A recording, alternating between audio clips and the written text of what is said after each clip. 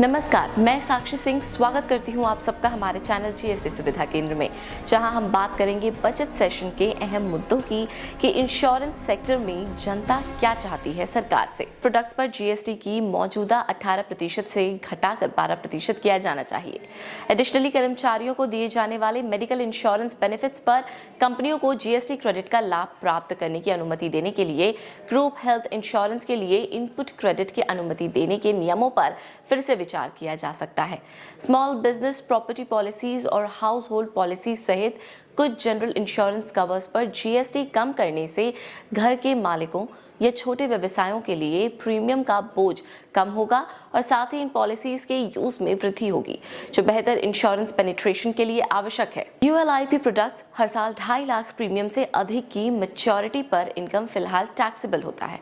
In unit link protection products के माध्यम से बड़ी बचत को बढ़ावा देने के लिए बड़े टिकट प्रीमियम के लिए धारा 10 या 10D बेनिफिट का बहाल किया जाना चाहिए। आगे बात होती है पेंशन प्रोडक्ट्स की। तो पेंशन या एन्युटी प्रोडक्ट्स की इनकम असल में केवल पार्टली टैक्स फ्री है। इन रिटायरमेंट प्रोडक्ट्स को बढ़ावा देने के लिए एंड इंश्योरेंस कस्टमर के हाथों में सभी पेंशन अमाउंट को टैक्स फ्री किया जाना चाहिए। आगे बात आती है 80D डिडक्शंस की।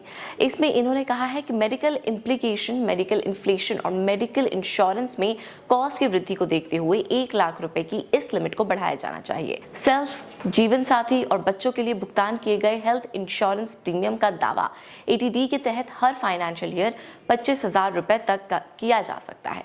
60 वर्ष तक के माता पिता के लिए 25,000 रुपए तक और 60 वर्ष से अधिक आयु के माता पिता के लिए 50,000 रुपए तक के स्वास्थ्य बीमा प्रीमियम का एडिशनल भुगतान किया जाता है। बढ़ा हुआ इंश्योरेंस अमाउंट और बेहतर कवरेज को बढ़ावा देने के लिए लोगों यानी जीवन साथी और बच्चों सहित के लिए 25,000 रुपए की मौजूदा लिमिट बढ़ाई जानी चाहिए। इसी तरह माता पिता के लिए भी लिमिट को मौजूदा प्रीमियम कॉस्ट के अनुरूप बढ़ाया जाना चाहिए। आगे बात करते हैं अमेंडमेंट्स इन इंश्योरेंस बिल। बीमाकर्ताओं के लिए कैपिटल को 100 करोड़ रुपए से कम करने से अधिक बीमाकर्ताओं के लिए एंट्री की प्रॉब्लम्स कम हो जाएंगी। Extend tax benefits to home insurance की बात करें तो टैक्स बेनिफिट्स अभी केवल लाइफ और हेल्थ इंश्योरेंस प्रोडक्ट्स तक ही सीमित हैं। होम इंश्योरेंस को बढ़ावा देने के लिए पहली बार घर खरीदने वालों को होम इंश्योरेंस पर भुगतान किए गए प्रीमियम पर डिडक्शन की अनुमति दी जानी चाहिए।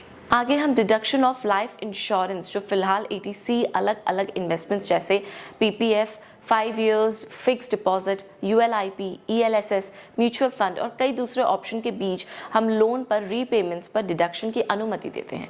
बढ़ती कीमतों और इन्फ्लेशन के बावजूद मैक्सिमम लिमिट केवल 1.5 लाख रुपए है, जो पिछले 8 वर्षों से सेम है। लोगों की लाइफ इंश्योरेंस बढ़ाने के लिए धारा 80D की तरह लाइफ इंश्योरेंस प्रीमियम डिडक्शन के लिए एक अलग सेक्शन होना चाहिए। अगर एक अलग सेक्शन के लिए नहीं तो ATC की मौजूदा लिमिट को 2.5 लाख रुपए तक बढ़ाना चाहिए। ये सारे डिमांड्स इस बार के बजट सेशन के लिए रेकमेंड किए जा रहे हैं। आज की रिपोर्ट में इतना ही, विदा लेते हैं आपसे। और आप क्या सोचते हैं कि और क्या क्या रिकमेंडेशंस की जानी चाहिए वो भी हमें मेंशन कीजिए। साथ ही चैनल को सब्सक्राइब कीजिए और लाइक और शेयर कीजिए इस वीडियो को और मेंशन कीजिए अपने डाउट्स या कॉल कीजिए जीएसटी सुविधा केंद्र के टोल फ्री नंबर पर। नमस्कार।